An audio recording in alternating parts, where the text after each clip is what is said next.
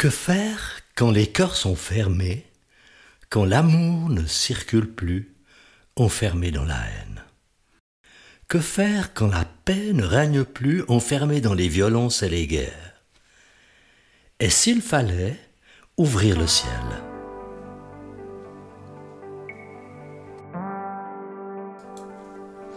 Bienvenue sur Allô la vie, le podcast qui te dit tout sur le Jésus de l'Évangile, cet Évangile qui bouleverse depuis 2000 ans des millions de vies, dont la mienne. Je m'appelle Mathieu M. Avec mes invités, je désire te communiquer l'espérance qu'ont fait naître en nous l'exemple extraordinaire de Jésus et sa passion sans limite pour les êtres humains. À toi qui rêves d'un port sûr où amarrer le bateau de ton existence, à toi qui rêves d'une nouvelle manière de vivre, ce podcast est pour toi. Réjouis-toi donc à l'écoute de Allô la vie, tout sur Jésus.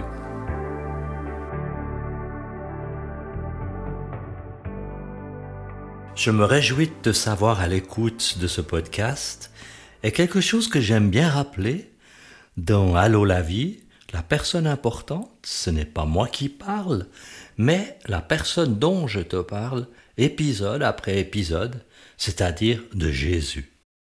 J'ai envie de te faire connaître Jésus, car il est la personne importante au cœur de ce podcast, par lequel je peux te parler de lui, selon ce que j'en sais grâce à l'Évangile.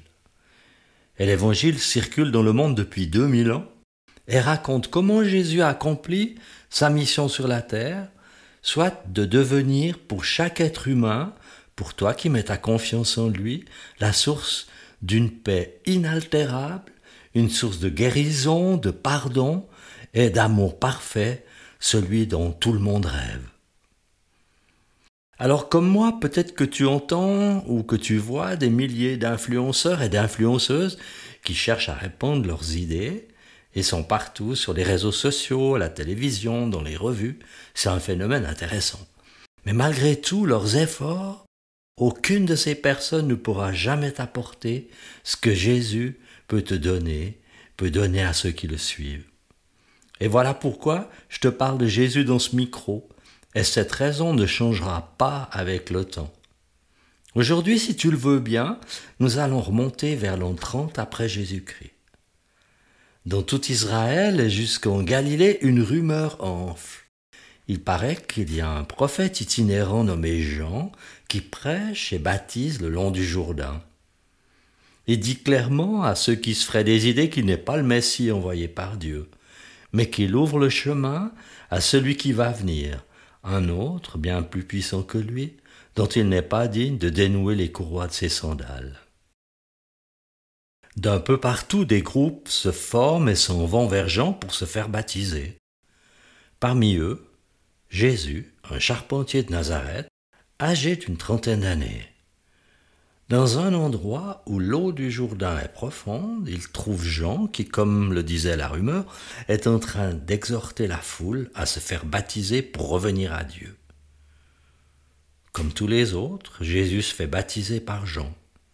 Et quand il sort de l'eau, quelque chose d'unique se produit, comme Luc le raconte dans son évangile.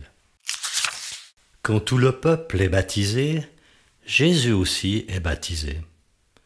Au moment où il prie, le ciel s'ouvre et l'Esprit Saint descend sur lui sous la forme d'une colombe.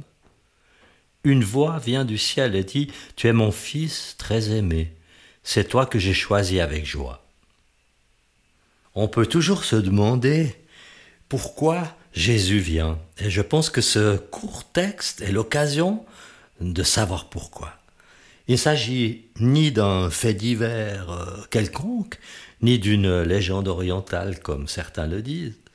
Mais la venue de Jésus, c'est la manifestation du plan de Dieu pour sauver cette humanité et la tirer de l'obscurité spirituelle dans laquelle elle est plongée. Il y a de nombreuses années, en lisant cette extraordinaire nouvelle, mon cœur s'est aussi ouvert pour témoigner au monde francophone en particulier qu'il a besoin de Jésus pour que le ciel s'ouvre sur lui, pour que la lumière de Dieu vienne l'éclairer. Et quand Jésus prie en sortant de l'eau, La question serait, mais qu'est-ce qu'il demande dans sa prière? Serait-ce qu'il prie pour que Dieu vienne exercer une vengeance pour le mal qui se commet dans le monde et pour détruire tous ces incrédules qui se moquent pas mal de Dieu? Mais pas du tout, rien de tout ça. Jésus prie pour recevoir la puissance d'accomplir sa mission, cette mission de réconciliation entre Dieu et chaque personne sur la terre. Alors quand Jésus prie, le ciel s'ouvre. Nous avons besoin de Jésus pour que le ciel s'ouvre. Peut-être que tu as essayé d'ouvrir le ciel par toi-même, par ta propre volonté, par ton mérite, par tes sacrifices, mais le ciel est resté fermé. À ce moment, tu t'es peut-être dit, mais si Dieu existait, s'il était vraiment vivant, comme on dit, il ouvrirait le ciel pour moi. Mais toi et moi également, nous avons besoin de Jésus pour que le ciel s'ouvre et répande la vie de Dieu en nous. Cette vie avec un V majuscule, une vie totalement différente de tout ce que tu connais. Car Dieu, lui, ne s'intéresse ni à ta nationalité, ni à la couleur de ta peau, ni à ton ethnie, ni à ton origine. Il t'aime.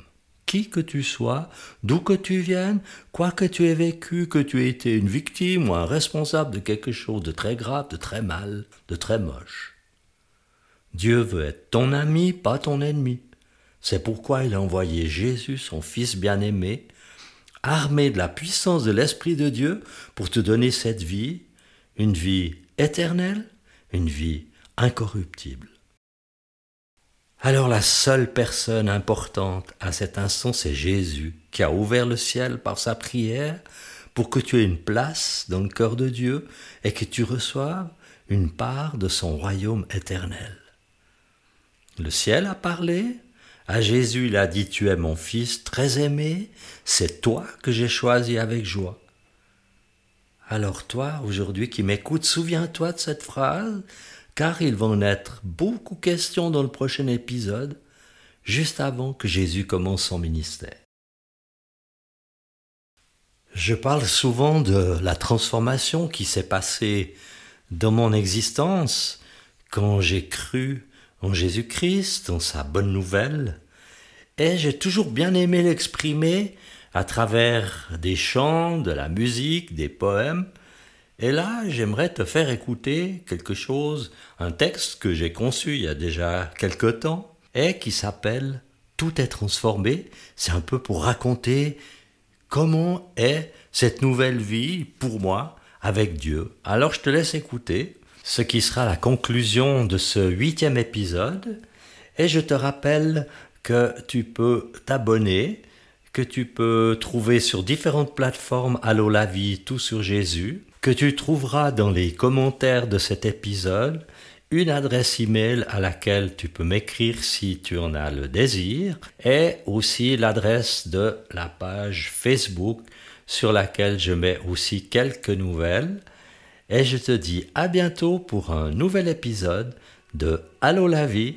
Merci d'être à l'écoute. Tout est transformé depuis qu'il est là. Oui, tout a changé. Ce n'est plus que de la joie. Même je ne reconnais plus le son de ma guitare. Même la couleur des fleurs a changé.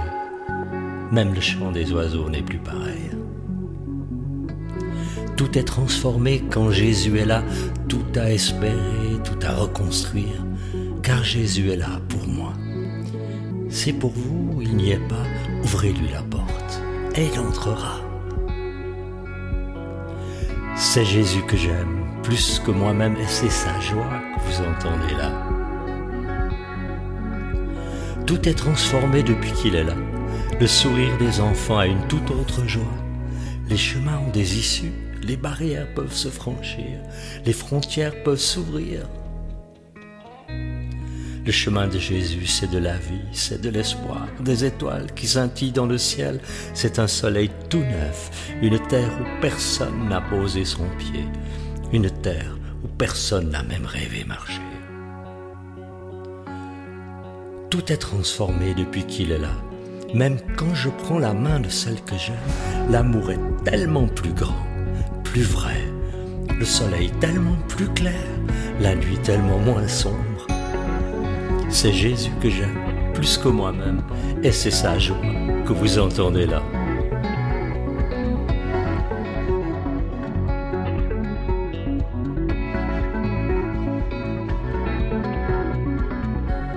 Laisse maintenant Jésus entrer chez toi, car c'est pour toujours qu'il t'offre la paix.